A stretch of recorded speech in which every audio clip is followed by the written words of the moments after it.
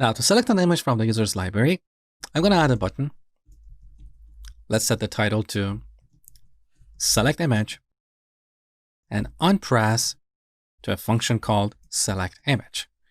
Now let's implement this function. So select image is a function. In this function, we're going to call image picker.launch image library async. This is going to bring up the image library window where the user can select an image. Once again, we have an async function, so we have to await it to get the result. And we should make this async as well.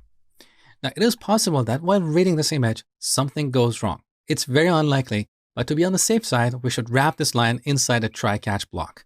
So here we type try. Now look at this item, try-catch with this square icon. This is a code snippet built into VS Code. So let's press enter. Now we have a try-catch block, so we can move this line over here. Now in our catch block, for now, we're just going to do a console.log and say error reading an image. Now this result object has a few properties. You can read about them on the documentation. They're perfectly documented. In this video, we're going to talk about two of these properties. Cancelled, which is a Boolean property. If the user doesn't select an image, cancelled returns true. We also have URI, which is the full path to the image. We're going to use this property to render an image on the screen. So first, let's add an image.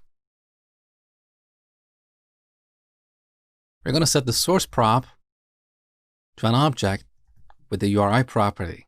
Now we should set this to the URI of this result object. Now to make this work, we have to declare a state variable in this component. When we read an image, we set that state variable and then reference it over here. So let's use the state hook to declare a variable.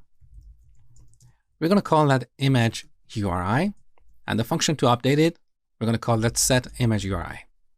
Now, when we read an image, first we check result.cancel. So if the user doesn't cancel, then we're going to call set image URI and give it result.URI.